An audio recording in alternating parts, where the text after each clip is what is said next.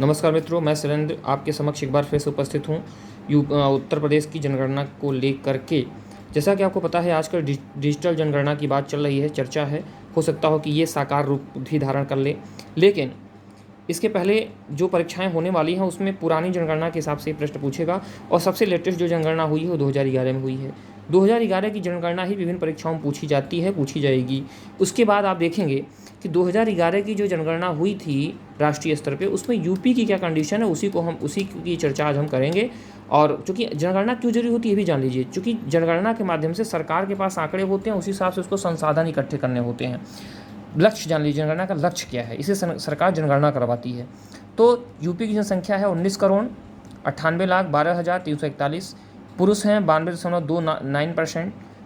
महिलाएं हैं 47.71%। यूपी की आबादी है 16.16%। ठीक है, क्षेत्रफल है 7.33%। सर्वाधिक आबादी है प्रयागराज की।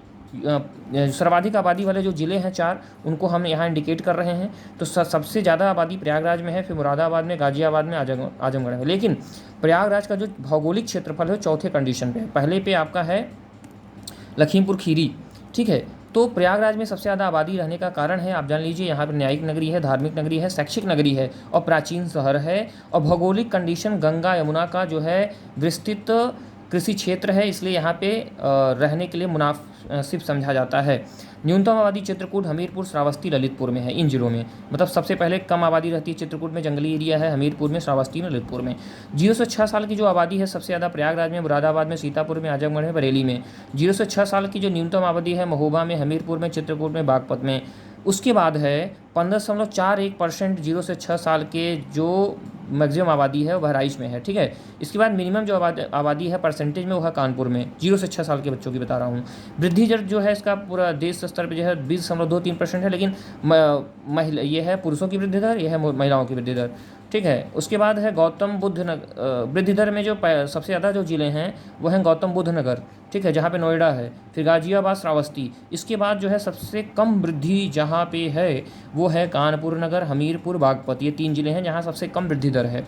इसके बाद घनत्व की परिभाषा ये है, इसको देखिए, एक प्रकार से वर्ग है, यहाँ पे ये बन पाया है। तो 1 वर्ग किलोमीटर में, एक किलोमीटर यहाँ, 1 किलोमीटर लंबाई चौड़ाई, 1 वर्ग किलोमीटर में जितने लोग रहते हैं उसी के हिसाब से जनघनत्व निकलता है। तो यूपी में जनघनत्व है 829 पर किलोमीटर स्क्वायर। राष्ट्रीय जनघनत्व है 382 पर किलोमीटर स्क्वायर। तो आप हम जानेंगे कि सबसे ज़्यादा जनघनत्व तो कहाँ है, सबसे ज़्यादा लोग सट के कहाँ रहते हैं, मतलब एक समझाने के लिए बोल रहा हूँ ऐसा। तो सबसे ज़्यादा लोग सट के गाजियाबाद में, वाराणसी में, लखनऊ में, भदोही, मतलब यहाँ पे लोग घनी बस्तियाँ हैं। इसके बाद सबसे कम लोग बिखर बिखर के कहाँ रहते हैं, तो ललितपुर में फिर पहले नंबर पे काफ़ी जगह रहने के लिए, सोनभद्र, हमीरपुर, महोबा, चित्रकूट। साक्षरता दर की क्या कंडीशन है, पुरुषों की है 77.3%, पुरुष साक्षर हैं, महिलाएं हैं 57.2%। ठीक है, यूपी में। और उसके बाद साक्षरता दर जो पूरे यूपी की है 67.72%, 2011 की जनगणना के अनुसार। मैक्सिमम जो साक्षरता दर है, वो साक्षरता दर वाले जो ज़िले हैं 3-4 उनको बता रहा हूँ मैं। तो सबसे ज़्यादा साक्षरता दर है गौतम बुद्ध नगर में, फिर कानपुर नगर में, फिर औरैया में, फिर इटावा में, फिर गाजियाबाद में। जो मिनिमम साक्षरता दर वाले जो ज़िले हैं वो हैं श्रावस्ती, बहराइच, बलरामपुर, बदायूं, रामपुर। उसके बाद पुरुषों की जो साक्षरता दर वाले 3 ज़िले हैं वो हैं गौतम बुद्ध नगर, आपको पता होगा, चूँकि एक आप आइडिया भी लगा सकते हैं चूँकि दिल्ली से सटा हुआ है। तो गौतम बुद्ध नगर, औरैया, इटावा। इसके बाद जो मिनिमम साक्षरता दर वाले जो ज़िले हैं, मिनिमम वाले, वो है श्रावस्ती और बहराइच, बलरामपुर। इसके बाद हम आएंगे महोबा, महिला साक्षरता दर की कंडीशन। जो महिला सबसे ज़्यादा साक्षर जिन जिलों में हैं वो है कानपुर नगर, लखनऊ और गौतम बुद्ध नगर। महिलाएं जिन जिलों में कम पढ़ी लिखी हैं वो है श्रावस्ती, बलरामपुर, बहराइच। 2011 की जनगणना के अनुसार हमें बोलते जाएंगे बीच में। साक्षरता जो है ग्रामीण स्तर पे परसेंटेज में है 65.86 और शहरी है 75.14%। ये तो आपका दिमाग ऑटोमेटिक काम करना चाहिए कि शहर में साक्षरता का जो परसेंट होगा वो ज़्यादा होगा। लिंगानुपात जो है वो है 912, 1000 प्रति 1000 पुरुष में 912 महिलाएं हैं। लेकिन जो राष्ट्रीय अनुपात है देश स्तर पर, अगर 1000 पुरुषों में 943 महिलाएं हैं, मतलब यूपी अभी राष्ट्रीय अनुपात से पीछे है। कितना पीछे है, 943 में 912 घटा दीजिए, आपको पता चल जाएगा। सबसे ज़्यादा जिन जिलों में जन लिंगानुपात है ठीक ठाक वो है जौनपुर सबसे ज़्यादा, मतलब इसमें 1000 पुरुषों में 1024 महिलाएं हैं, मतलब 24 महिलाएं प्लस। आजमगढ़ में लिंगानुपात ज़्यादा है, देवरिया में ज़्यादा है, प्रतापगढ़ में ज़्यादा है, सुल्तानपुर में ज़्यादा है। इसके बाद मिनिमम जो लिंगानुपात है 851, वो है गौतम बुद्ध नगर, बागपत, हमीरपुर, ठीक है। इसके बाद कानपुर नगर, बांदा, मथुरा।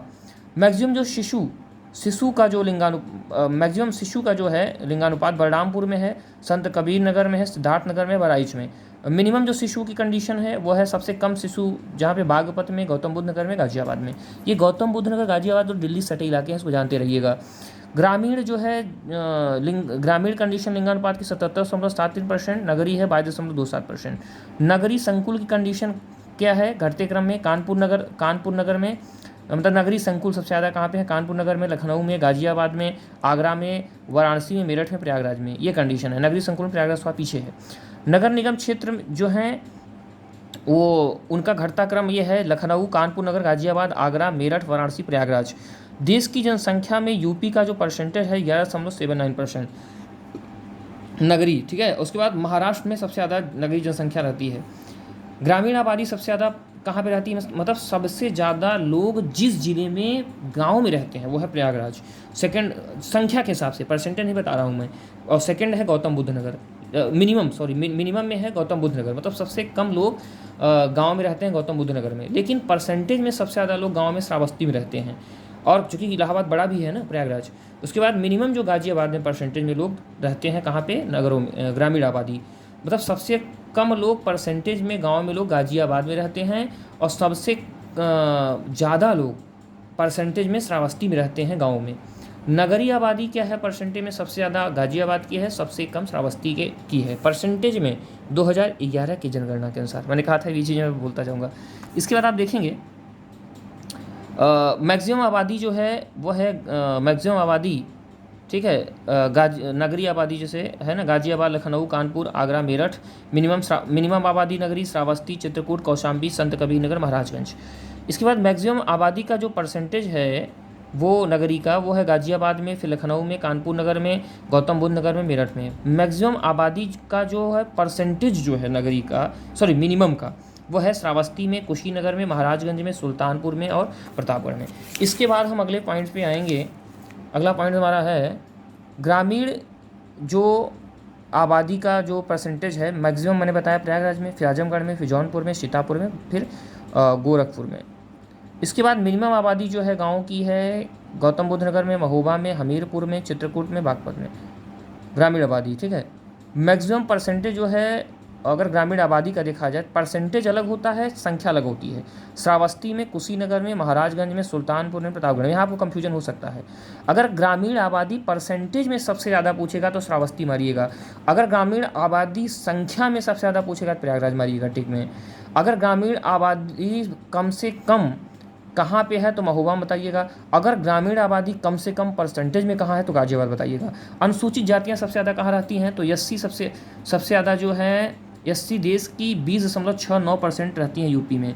देश में है पूरे एससी है 16.6% पूरे देश की आबादी का। यूपी में 4th कंडीशन पे है एससी की कंडीशन जनसंख्या के हिसाब से। पंजाब 1st कंडीशन पे है एससी का की जनसंख्या के हिसाब से। मैक्सिमम जो एससी जातियाँ रहती हैं मतलब आप कह सकते हैं कि ज़िले में तो सीतापुर में सबसे ज़्यादा, प्रयागराज में 2nd नंबर पे, हरदोई, आजमगढ़, खीरी। मिनिमम जो एससी जातियाँ जिन जिलों में रहती हैं बागपत, श्रावस्ती, गौतम बुद्ध नगर, महोबा, ललितपुर। परसेंटेज में एससी जातियाँ जिन जिलों में सबसे ज़्यादा रहती हैं वो है कौशाम्बी, सीतापुर, हरदोई, उन्नाव, रायबरेली। परसेंटेज में सबसे कम एससी जातियाँ जिन जिलों में रहती हैं वो है बागपत, बरेली, बलरामपुर, गौतम बुद्ध नगर और रामपुर 2011 की जनगणना के अनुसार। एससी जातियों का जो लिंगानुपात है यूपी में वो है 907 प्रति 1000 उसमें, और आजमगढ़ सबसे ज़्यादा 1021, मतलब आजमगढ़ में ज़्यादा है।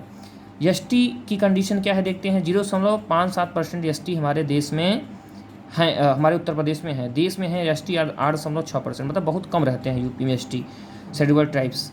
मैक्सिमम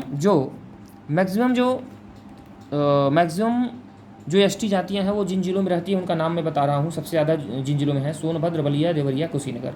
मिनिमम जहाँ एसटी जातियाँ जिन जिलों में रहती हैं उनका नाम मैं बोल रहा हूँ बागपत, कन्नौज, बदायूं, एटा। परसेंटेज में सबसे ज़्यादा जिन जिलों में एसटी जातियाँ रहती हैं वो हैं सोनभद्र, ललितपुर, देवरिया, बलिया। देखिए परसेंटेज बदल गया, परसेंटेज में जिलों का नाम बदल जा रहा है। और परसेंटेज में सबसे कम एससी जातियाँ जहाँ रहती हैं वो है बागपत, कन्नौज, बदायूं, बुलंदशहर। एसटी का जो लिंगानुपात है वो है 951 प्रति 1000 पुरुष में। और एससी का क्या बताया था मैंने, एससी का मैंने आपको बताया था ये 907। उसके बाद वर्किंग फोर्स है यूपी का 32.9%। मतलब आपको पता होगा ना कि कभी कभी, ये तो मजाक में कह रहा हूँ, कि 4 लोग में 1 लोग कमाते हैं, 3 लोग उस पर डिपेंड रहते हैं ना, तो इसी को वर्किंग फोर्स कहते हैं। इससे मतलब नहीं है कि 10 आदमी घर में हैं, 3 लोग कमाते हैं, 7 लोग उन्हीं पे आश्रित हैं, तो वर्किंग फोर्स 3 की मानी जाएगी, 30% मानी जाएगी, उससे निकाला जाता है। वर्किंग फोर्स ये है। इस्लाम, इस्लाम मतलब गरीब बस्तियां कहाँ सबसे ज़्यादा यूपी में है, 9.5%। मेरठ में सबसे ज़्यादा है इस्लाम बस्तियां, फिर आगरा, कानपुर, लखनऊ, ये ज़्यादातर शहरी इलाकों में होते हैं इस्लाम बस्तियां।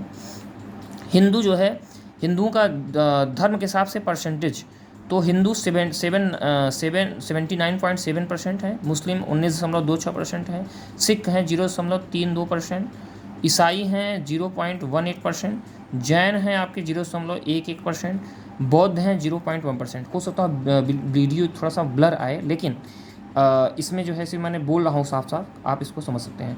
तो इस वीडियो को आप देखिएगा, और आपके सुझाव कमेंट बॉक्स में आमंत्रित हैं, आपने सुझाव हमें दे सकते हैं। धन्यवाद आज के लिए।